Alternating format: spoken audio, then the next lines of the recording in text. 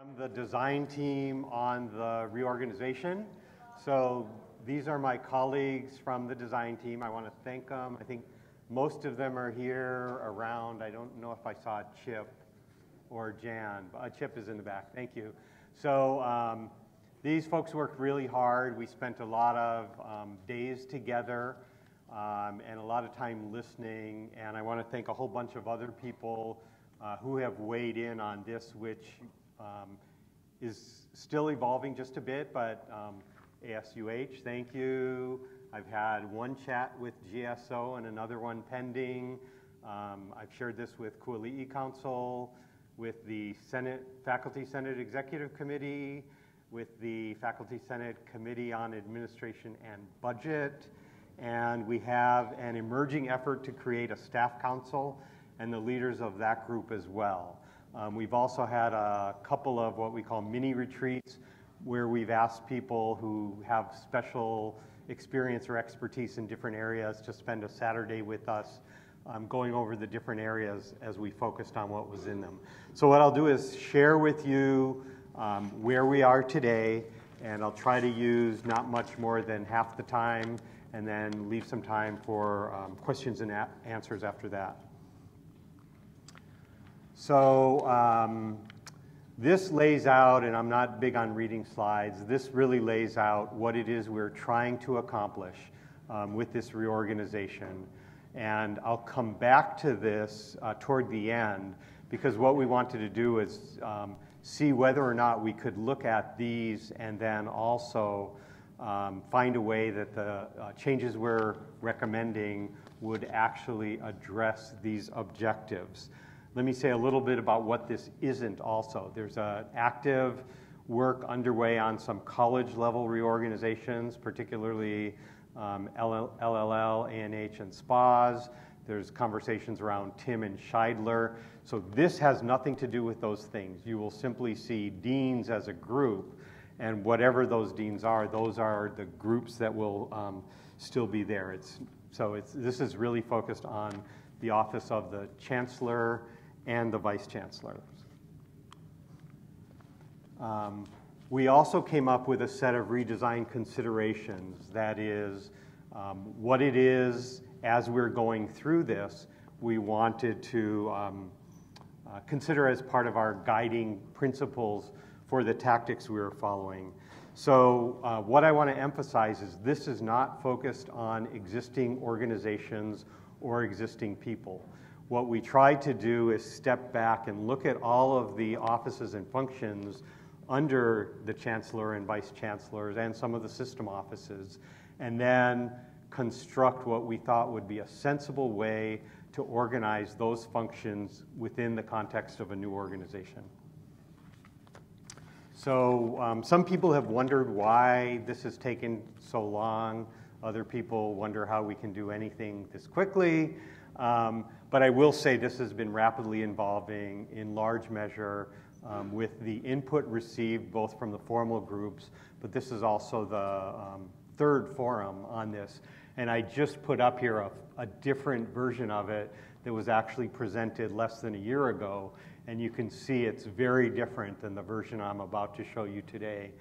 This one is much more structured with a very different concept of the provost, and I'll come back to that. Because in fact, this is the current proposal. So this picture captures the Manoa-only functions that you see in green.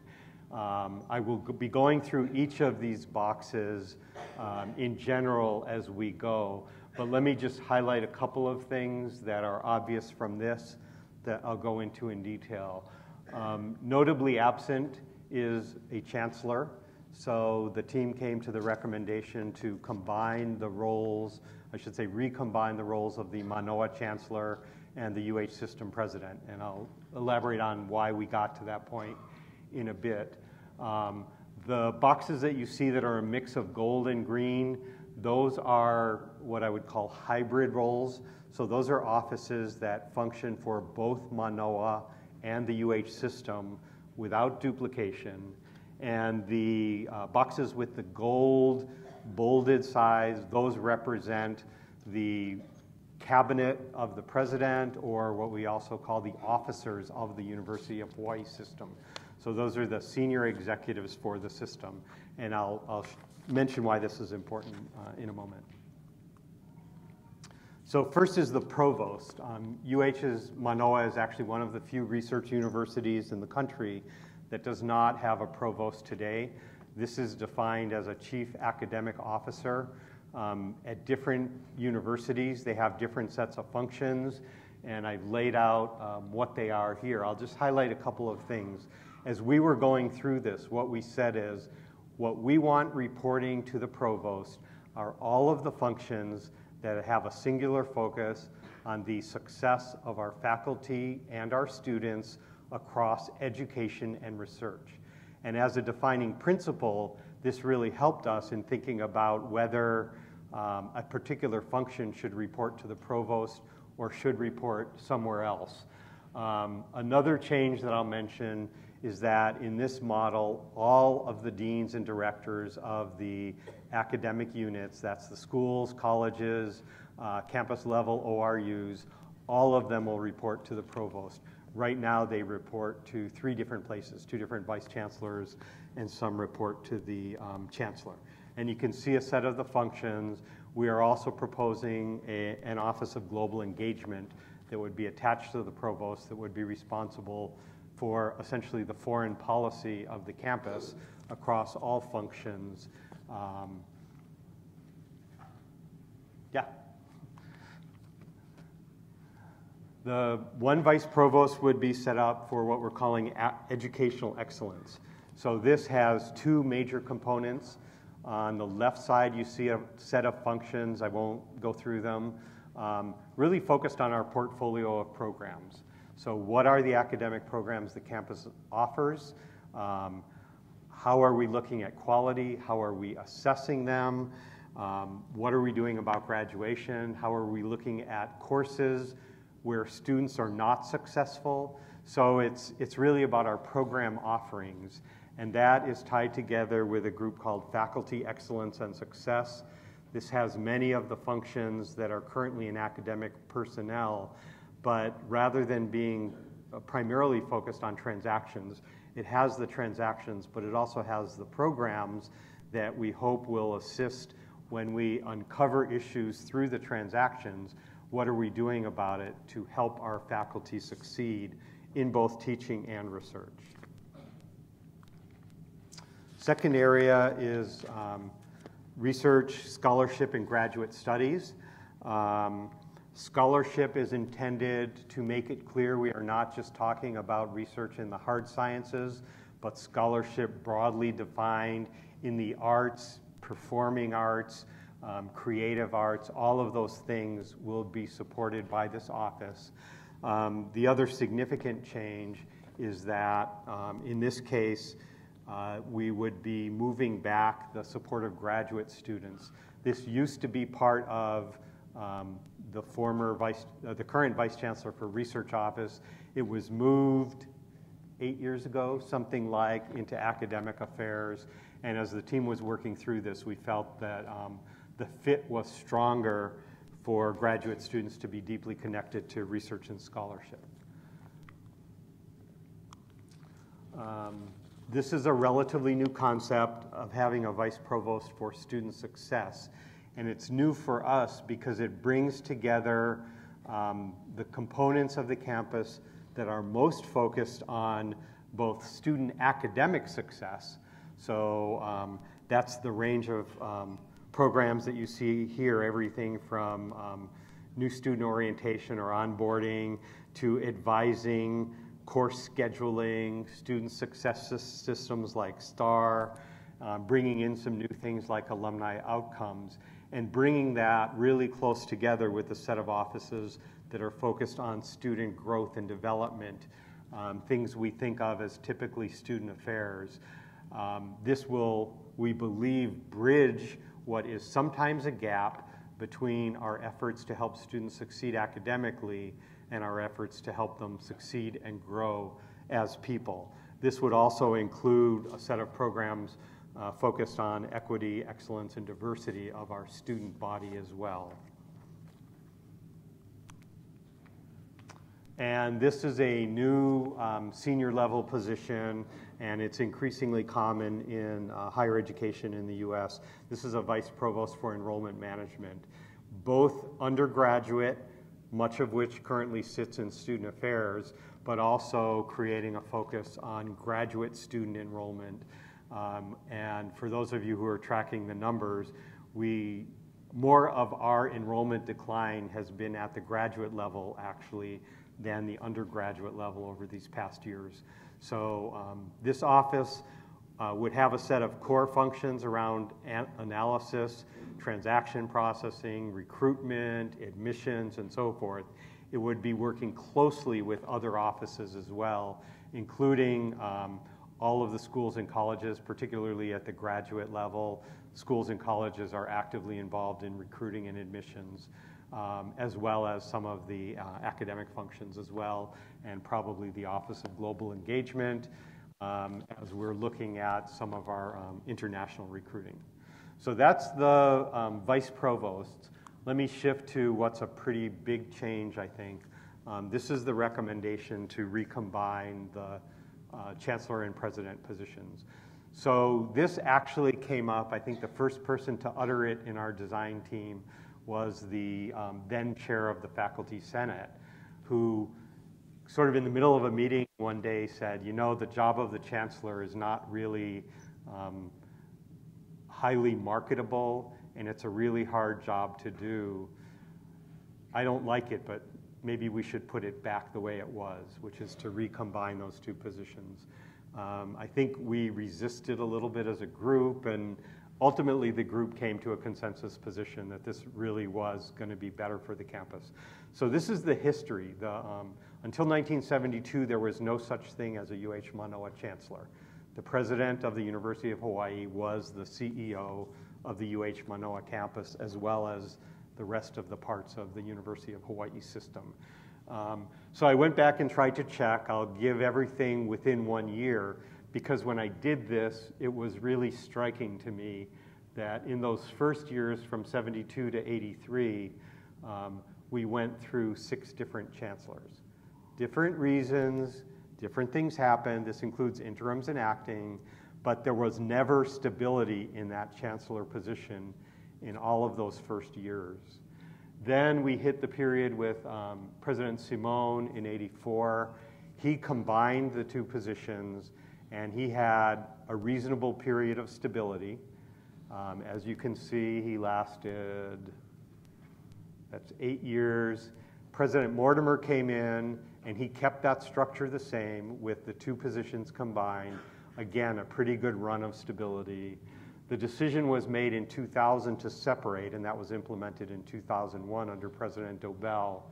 And you can see since then, we've gone through 4 presidents and 7 chancellors, counting me. So the challenge here has been, regardless of the reasons, and you can sort of go through any one of them, why did this change occur? Did it have to? Did we pick the wrong person? One of these individuals actually died in office, but the history is pretty clear that somehow we have never made it work to provide any stability in the leadership of the campus when the two positions were separate. The only time it's been stable in almost the last, whatever that is, more than 45 years is when the two positions were combined. By the way, the current data is that the average tenure of a president or chancellor is about 6.5 years. That is down from about 8.5 years last time. This is ACE does this survey.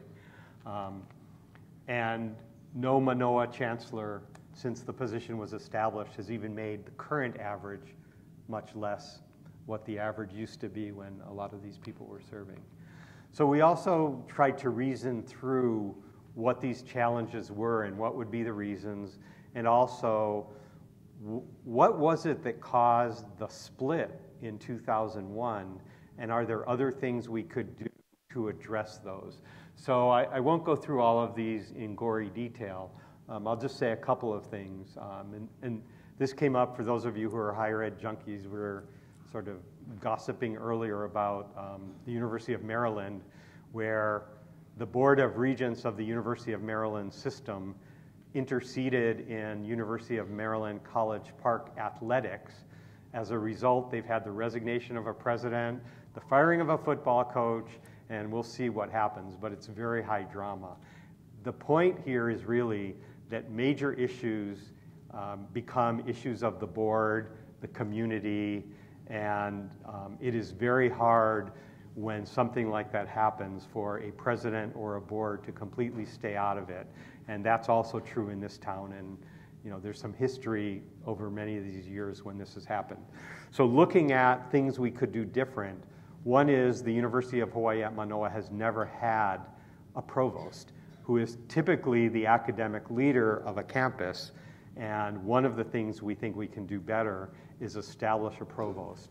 So one of the concerns that was expressed was that when the president was also the chancellor of Manoa, that Manoa did not have adequate representation at the system level. And this is why we were so insistent that if we establish a provost and go to this model, that provost needs to be part of the senior cabinet, essentially an officer of the University of Hawaii system. So in the model we're putting forward, the provost of Manoa has the opportunity to be in all system conversations about strategy, plans, budgets, as a fully independent voice of Manoa alongside the Chancellor of UH Hilo, Chancellor of UH West Oahu, Vice President for all the community colleges. So that's the structure, along with making sure that we have clear lines of authority for academic affairs and budget, and the campus has its own personnel available to focus on those issues just for Manoa. So these are the units of the campus that would not be reporting to the provost. These are the things that would be reporting to the president in this model. And you can see the provost is the leader, clearly the number 2 officer for the University of Hawaii at Manoa, along with a chief business officer for the campus. A new office I'll come to called Equity, Climate, and Conflict Resolution. 2 current vice presidents who are being defined as hybrid, meaning they have specific responsibilities both for the UH system, but they are also completely accountable to the Manoa campus for a set of functions in their area. And they will become part of the Manoa leadership team, which has not been the structure in the past, along with a couple of other things, including Native Hawaiian Place of Learning and the advisory groups. So this is the portfolio of the Chief Business Officer, primarily financial, external relations with the UH system and the community, audits, organizational charts, and function on campus analytics. One of the things we want to make sure is that we have one set of numbers for the campus so that as we become increasingly data-driven, we are all looking at the same sets of numbers rather than having different numbers that then we have to reconcile. So these would also drive academic decision-making, but within the provost office, people would look at these numbers in different ways to focus on program review, student success, and another set of activities. This is a new proposal. This is set up to focus on areas of equity, climate, and conflict resolution. This is intended to bring together a set of about 6 different offices at both the system and campus level that are involved in civil rights, gender equity, equal employment opportunity, and a wide range of other activities.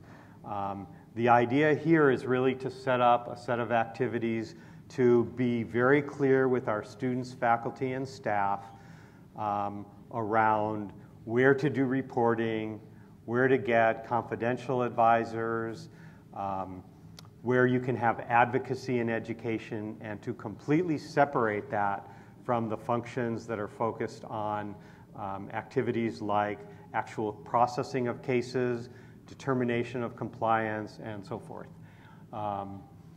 One of the things we also want to do is make sure that we have clear policies and procedures, and that we are able to resolve conflicts informally wherever possible.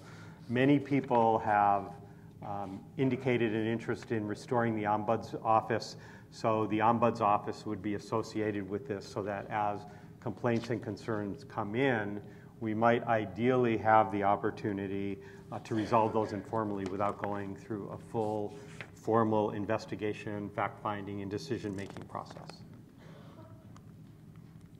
These are the two hybrid vice presidents that I mentioned. So these are existing vice presidents who do have responsibilities for the Manoa campus. They would be formally designated as such in this organization. You can see the list of activities for the vice president for administration and also for the vice president for IT and chief information officer. So these are typically defined as activities that would take place for which these vice presidents have responsibilities at Manoa that they do not have for the other 9 campuses. So that's the formal structure. You may have noticed that in our original organizing design criteria and principles, we did note that regardless of where you draw the org chart lines, people have to work across different boundaries. So this is a set of the informal structures that would be used to ensure that people work across boundaries. On the left, you see a set of what I'll call cabinets. So these are the regular groups that would meet on a weekly, monthly, several times during the semester basis. You can see there's the system group that includes the provost. There's a Manoa cabinet that includes the most senior leadership of the campus. There's a council that includes the deans and directors, and there's a leadership team that also involves all of the advisory groups as well. On the right, you see a set of activities that we identified where we think the campus could benefit from having either standing or task force-oriented approaches. I won't go through all of them. I'll just say that the first one, strategic enrollment management, that's a group that we established about 1.5 years ago that has been incredibly effective pulling together people from multiple units focused on enrollment management to help us succeed. And there's a set of other activities as well, some of which might be addressed and completed, others of which might be completely standing committees. So going back to those key objectives, this is a depiction of how we believe we are addressing each of those objectives with the set of vice provosts, with the establishment of the provost position, with some of the new offices that are being established. And we tried to make sure that we could actually achieve these. In one of the consultation meetings, I was asked, how will we know if we have succeeded? So for each of these, it will be possible, almost all of them, to develop sets of metrics. For example, we will know if the vice provost for enrollment management approach was successful if we see the enrollment numbers going up. We will see if the vice provost for research scholarship and graduate studies, if we are driving up our research, let me say, productivity, not just the money, but the impact and the scholarship of our campus, including by our students.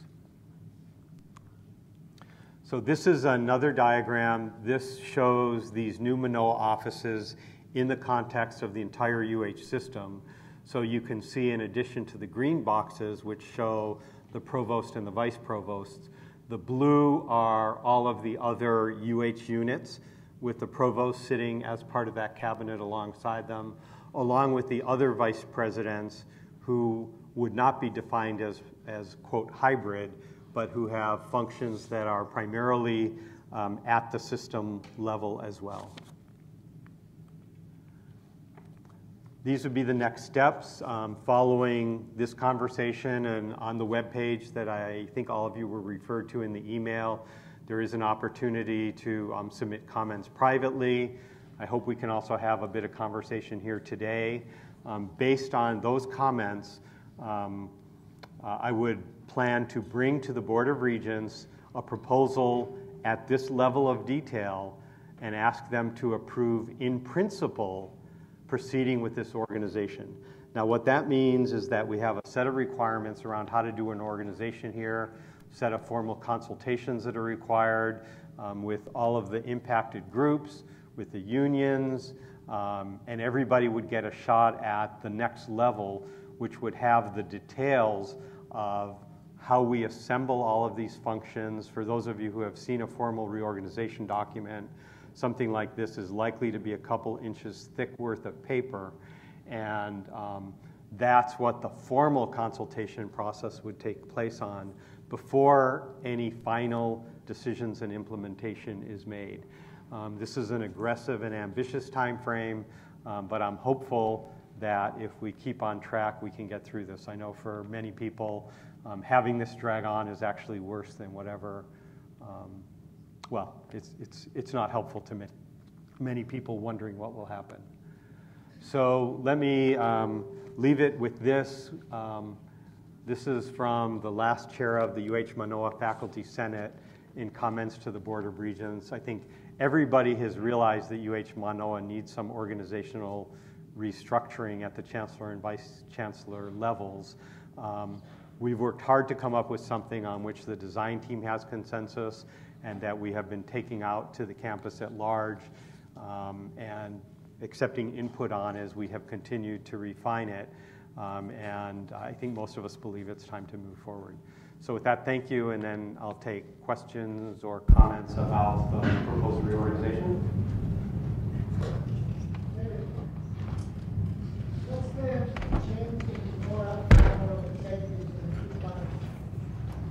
I'm sorry, one more. So our requirement was that it cannot grow. So it does not grow, and so we've compared that. I'm sorry, the question was, what is the change in the number of executives?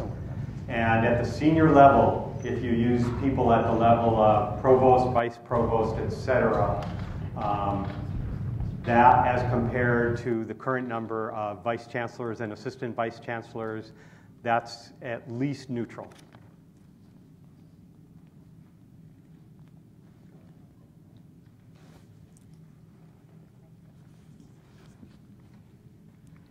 So, hello.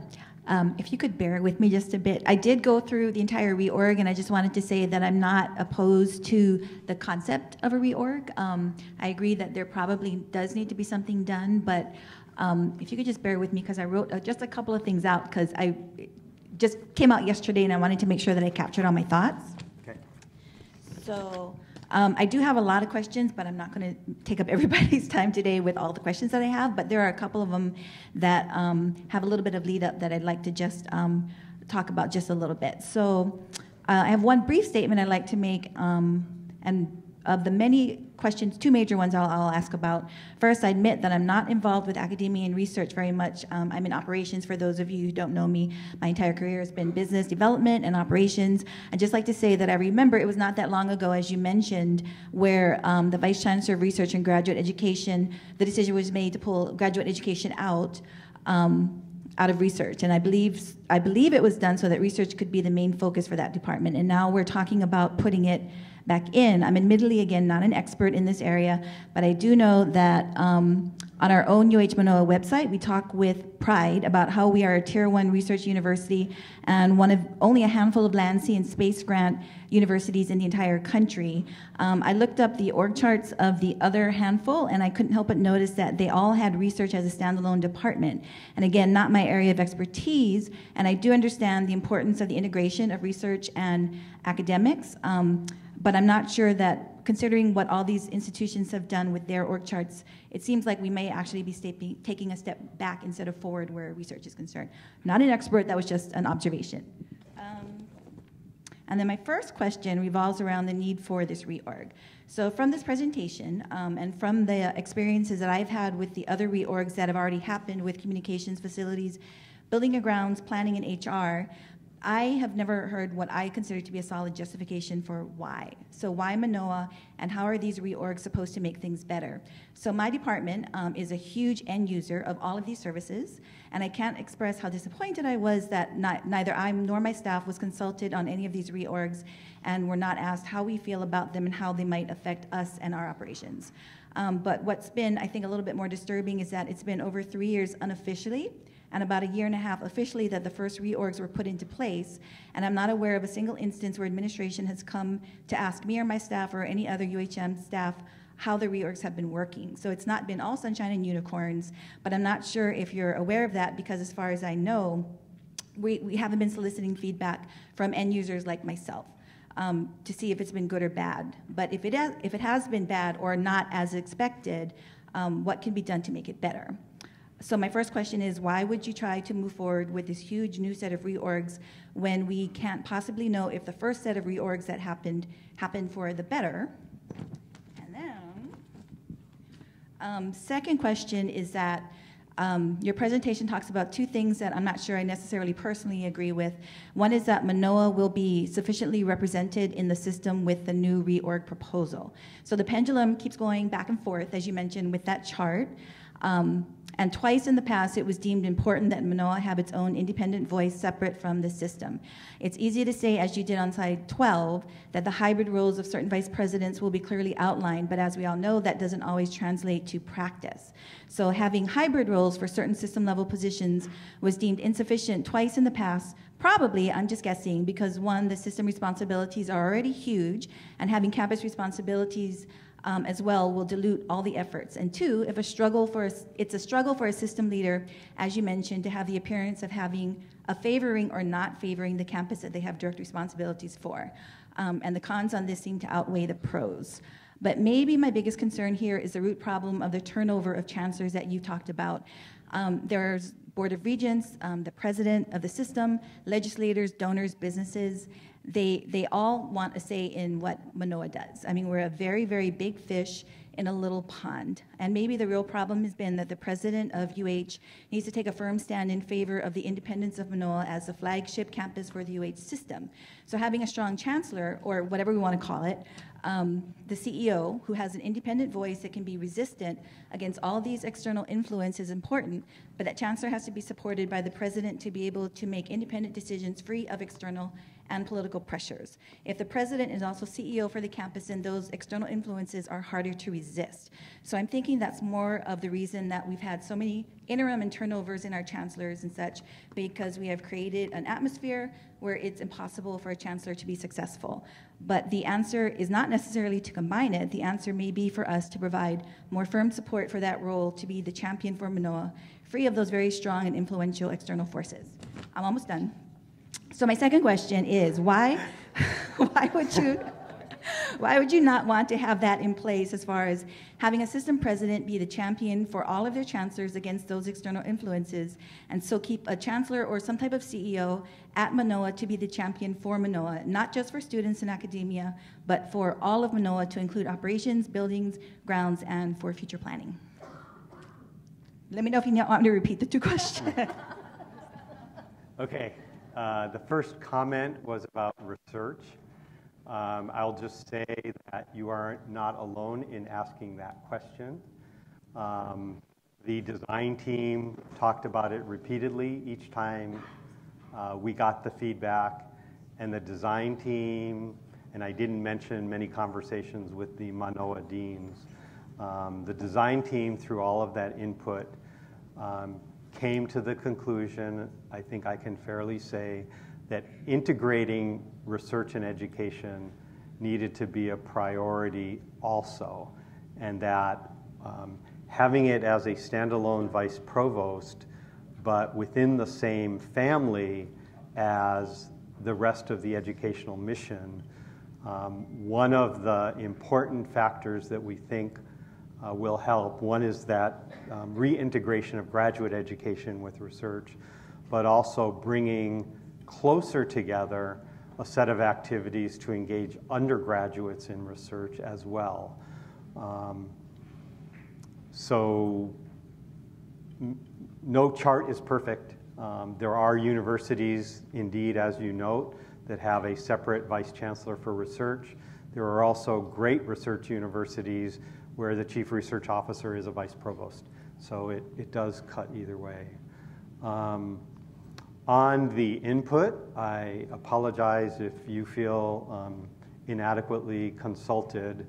It is one of the reasons that I'm supporting setting up a staff council so that there's a formal mechanism to engage in that, as there is with faculty, deans, and other groups. I don't know that I want to debate here today whether the reorganizations that you may not believe are all sunshine and unicorns, how other people perceive them. But I do appreciate the input that for you, maybe it hasn't been all sunshine and unicorns. The third one on the president and chancellor, I think that the design team fully agrees with your statement that the position has been, what was your language? There's not been an atmosphere where they could be successful, yeah. I think where the design team got to was uncomfortably that given that such an environment has never been created, that we didn't think that simply saying we have to, it's not as easy as saying the president will protect the chancellor from the legislature, the community, and the board. And that we felt that on balance, these positions would be, the individuals in them at any point in time would more likely be able to succeed than in the other model. So nothing about this is 100% only one way or the other. What the design team tried to do was come up with a set of choices such that we balanced all of those considerations and concerns.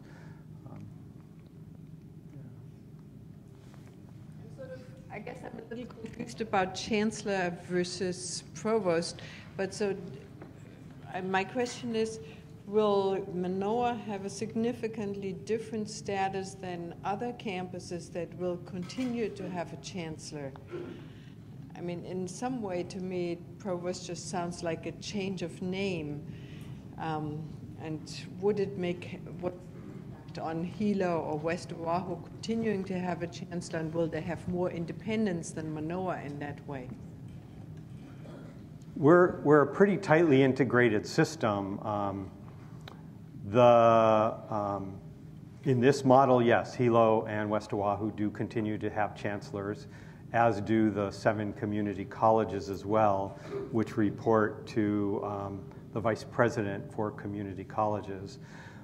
The reality is that, and I think Deb said it, I'll say it a little bit different than Deb, that Manoa is just much more complicated, and there's a lot more going on, and issues are more likely to arise with everything from, athletics, using the Maryland example.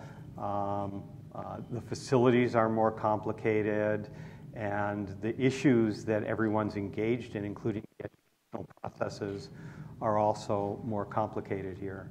So the set of issues that arise at Manoa tend to be more prevalent. The notion here is to ensure that there is the provost as an independent voice, but we did consult with the chancellors of the other units as well. I think there was the same uneasy acceptance that the model proposed is better than what we have today. And I didn't include this slide, but it's come up in several other conversations, that the UH system can't succeed if UH Manoa doesn't succeed. The community colleges send large numbers of students to Manoa. When Manoa is getting bashed in the newspapers, it reflects on the entire University of Hawaii. At the same time, UH Manoa in this structure can't succeed if the UH system doesn't also succeed. So that's where we got to in arriving at this. I will say there are several universities that do have structures like this. So Indiana University is a good example. They've made amazing progress over the last years as a major research university, where the president of Indiana University is the CEO of the Bloomington campus, which is their flagship research, and has chancellors for the other campuses as well. Another one is the University of Washington, where the president of the University of Washington also presides over chancellors of Tacoma and Bothell.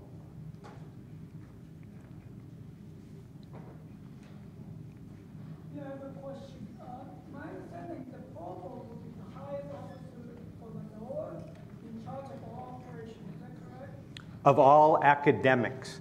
So the provost would have complete control of the entire academic budget for all of the deans, directors, campus ORUs, the vice provosts for all the vice provosts that I outlined. And the vice president who have the dual role in both the system and Manoa, they don't report to the provost.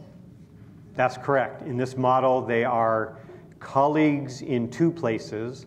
They are colleagues on the cabinet of the University of Hawaii system, and then they are also colleagues on the Manoa cabinet as outlined.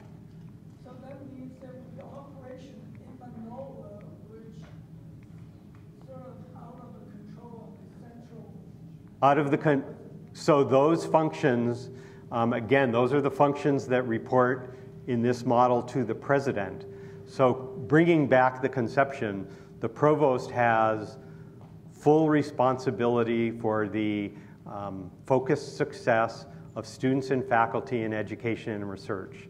So the things that are not part of that, like intercollegiate athletics, like facilities, like audits, org charts, et cetera, those are not reporting to the provost. Those are things that report to the president, who is also serving as CEO of the Manoa campus. Helena from Human Nutrition, Food, and Animal Sciences. As I look at this organization, we have always embraced a model of shared governance and, in fact, of faculty being in charge of academic programs. As various functions get moved from the campuses to system, it's a way of doing an end run around shared governance because there is no system senate. How will you resolve this problem? So the functions that have responsibilities on the Manoa, so first, let's say the shared governance over the academic mission remains intact. The provost has full responsibility and authority for all of the academic functions. That is program reviews, faculty evaluations, general education, new programs, sunsetting of programs. Those all stay with the provost, who has a Manoa-only role.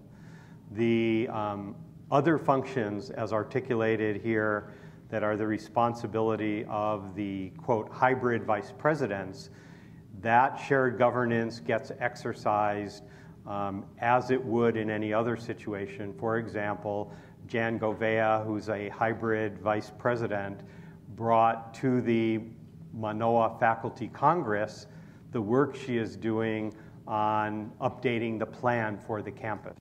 So to the extent those vice presidents have responsibilities to the campus, they do participate in the shared governance roles of the campus. I would also observe that the reinstatement of the president as the CEO of Manoa as well means that when the president visits the Manoa Faculty Senate, it is not just as the head of the system where there are a certain set of decisions, but it is also as the head of the Manoa campus. So the processes are pretty similar. The articulation, I think, of the roles will make it more obvious that these vice presidents do have responsibilities to the campus and to the shared governance processes of the campus. Ruth?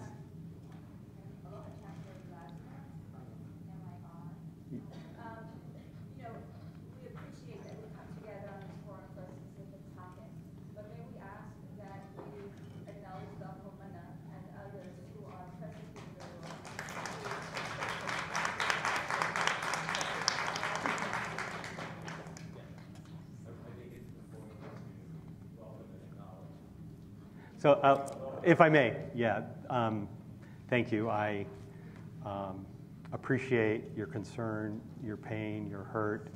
I thank you for sharing it, and I also appreciate that you've chosen this manner to share it with me, with the campus community, with the media. I am working to identify some better venues. This obviously is a forum about a particular topic where we can engage in conversation and hopefully make some progress together.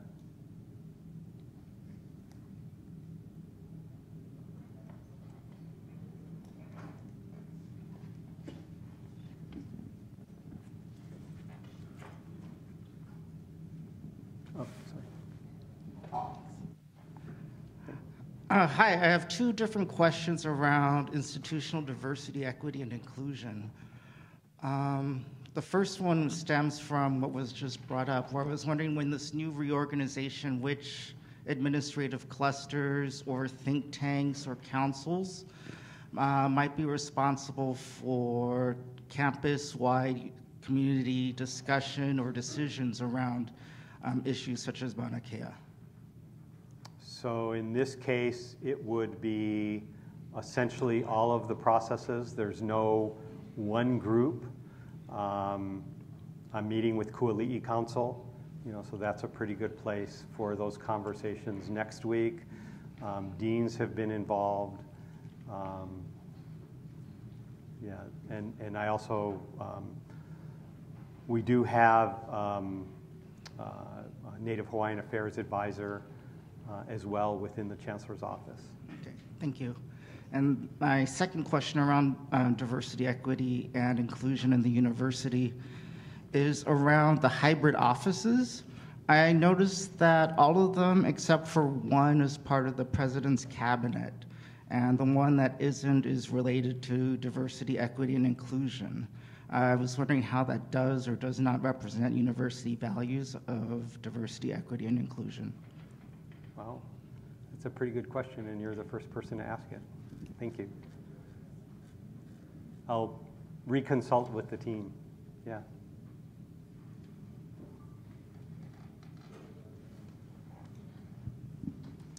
Hi, my name is Kate. I'm just an employee, but I was inspired to come because at the last forum, somebody stood up and asked you, what about the employees? Yes, So- it's in there. Did you notice? That's why I'm here. Because this whole thing's given us a lot of angst because we don't know what's going to happen at the operational level. And I know it's a top-up, look-down kind of model.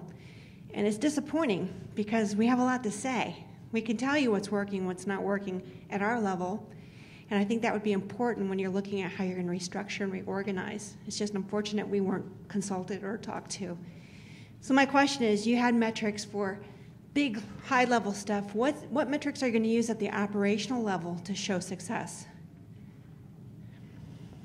I think that's going to depend unit by unit. I can't glibly tell you what are the metrics for success of dining services versus the bookstore. I mean, each one is going to have its own sense of what metrics are appropriate. I hope you develop some of those metrics because I think that's important. And also, a lot of the people who have already been reorged, I've got a lot of anxiety because I saw what they went through with their bosses changing and their office changing and their lives changing. How are you going to help us transition through that? I hope that at the next stages, that's when we would engage in the detailed discussions about what any particular office looks like and is structured. This approach, the idea is to have the Board of Regents approve at a macro level provost and vice provost kinds of levels, and then delegate the rest of it, which is, as you probably have seen a reorg before, is going to be a couple inches of paper thick. So that consultation process begins starting next month and then through the spring before any final decision is made. Just don't forget the employees, yeah. Thank you, yes. Okay, aloha. Yeah. I'd like to know, President Lasner, how many students you're okay with having arrested on Mauna Kea for the sake of astronomy research and faculty? I'm here today to talk about the reorg. I thank you for sharing your concern. How would Provost deal with that?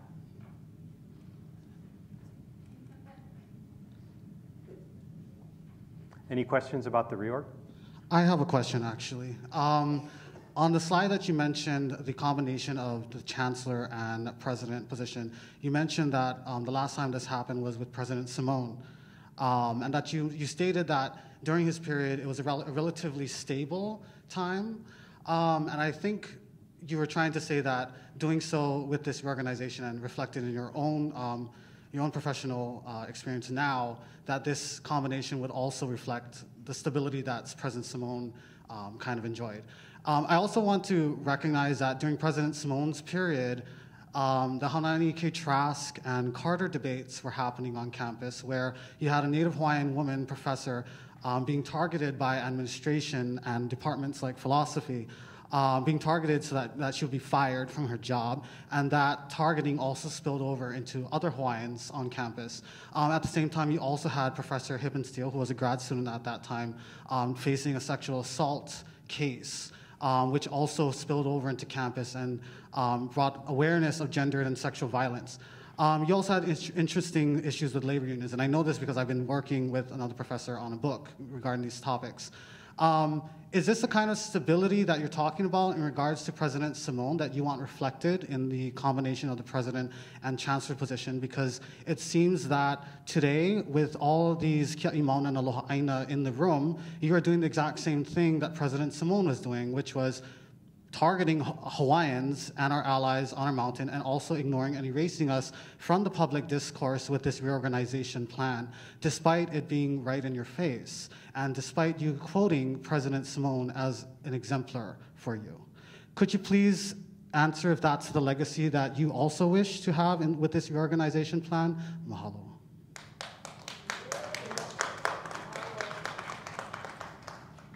The performance of President Simone on any particular issue is not something that this is attempting to comment on. It's simply a matter of whether or not the campus has been able to have stable leadership at all. Certainly that is not the legacy that I would hope to leave, painful as I realize our situation is here today.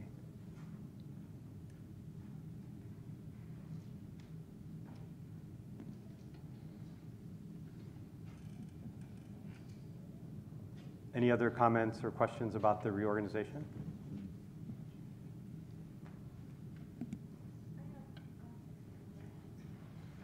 I'm Monica Stipper, Associate Specialist. So I think your plan, your team came up with something that could be really good. And I'm grateful for the work that you've all been doing.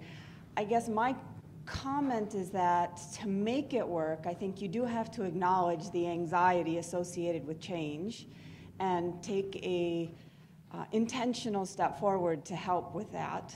And also to not just have this be a reshuffling of the deck, because I don't think that would work.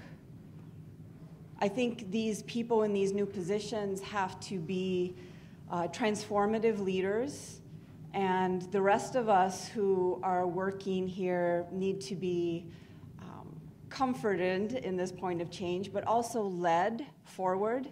So it's not just a reshuffling, but actually we collectively can make this place much better. I hope that makes sense. Thank you.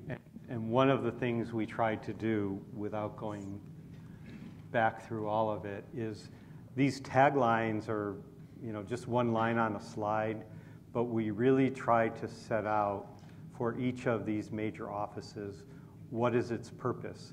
And hopefully we can inspire the people who have been in some part of this to become part of a bigger whole around in this case, enrollment management, what does that actually mean to us? Not just driving up the numbers, but the whole set of activities. Again, you can see a set of taglines, but thank you, I appreciate it. Aloha. Okay, maybe one more. So in your presentation, you highlighted briefly this notion of, quote, UH is a Hawaiian place of learning. So I'm curious as to what that means to you personally, and then what that means as an institution, as a university, as a system as a whole. I mean, I realize the context of me being here today in light of what happened this week. I realize that my perspective and that of many others is not shared, universally. I will say that does not diminish my interest and concern about continuing to enroll more Native Hawaiian students in this institution, to graduate them, commitment to Hawaii Nui Akea and its programs, and continuing to advance together in areas where we can agree, even as there are other areas in which we, obviously disagree.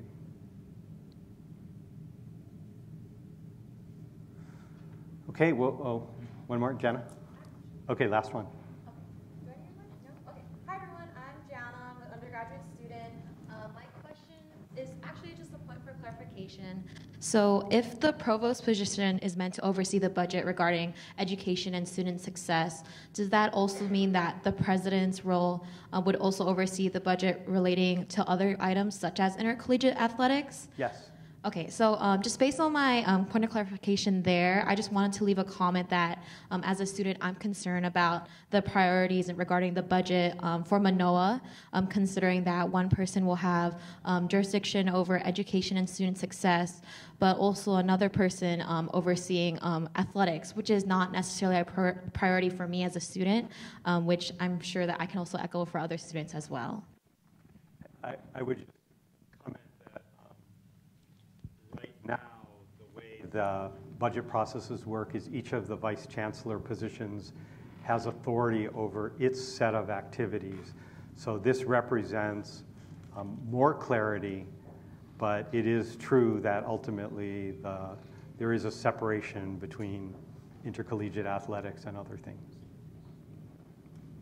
Okay, thank you all very much, and thank you again, those of you who have come to share, and I thank you for your respectful display.